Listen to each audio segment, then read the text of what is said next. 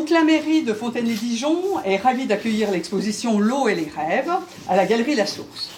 Autrefois, école communale de garçons, le lieu est devenu un espace d'exposition afin que les photographes, les peintres ou les sculpteurs ayant une démarche artistique de qualité puissent valoriser leur travail et rencontrer leur public. Monsieur Tristan Ozotte, j'ai pu voir il y a quelques années votre travail à l'atelier d'Irancy. C'est une très belle galerie installée au milieu des vignes d'Irancy et j'avais été sensible au mouvement qui se dégageait de vos œuvres.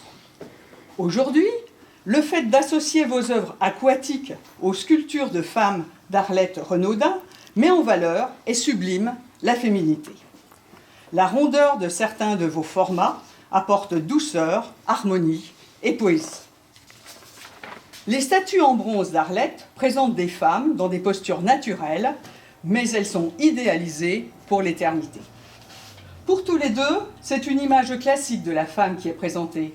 Mais les femmes sont aussi vecteurs de changement dans un monde où règne la compétition, l'agressivité et la violence.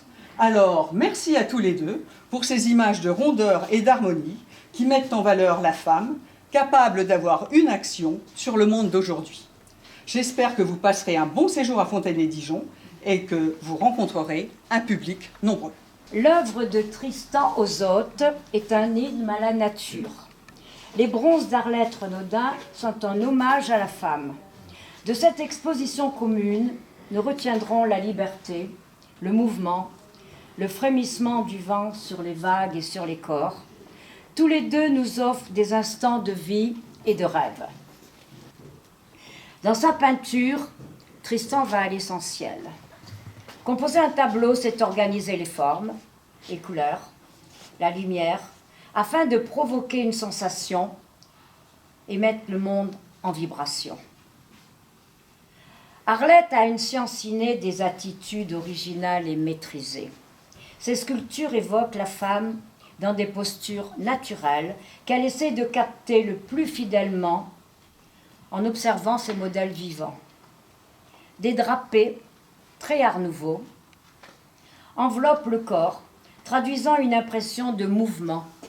L'artiste vise à saisir le vécu d'un geste simple dans l'intensité de l'instant. L'œuvre d'Arlette témoigne de son goût pour la performance technique.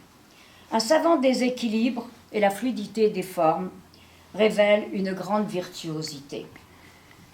Merci à nos deux artistes pour ce voyage au-delà du réel, vers le pays du rêve, cette immensité qui sert d'ancrage et d'essor à l'imagination et à la transcendance.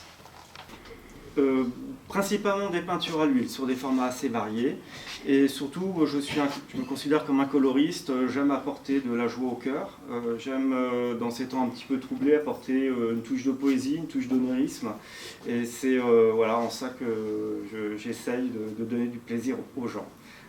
Donc mes bronzes sont, je travaille la terre au départ et puis ensuite il y a tout un processus de fabrication très, très complexe, des moules, une cire, c'est des bronzes à la cire perdue. Donc il est évident que je ne peux pas suivre toutes les étapes, car il faut passer par un fondeur, bien entendu. Donc moi je suis au début du travail et à la fin pour les finitions, le ciselage et la patine. Voilà. Mais tout le reste du travail se fait en fonderie.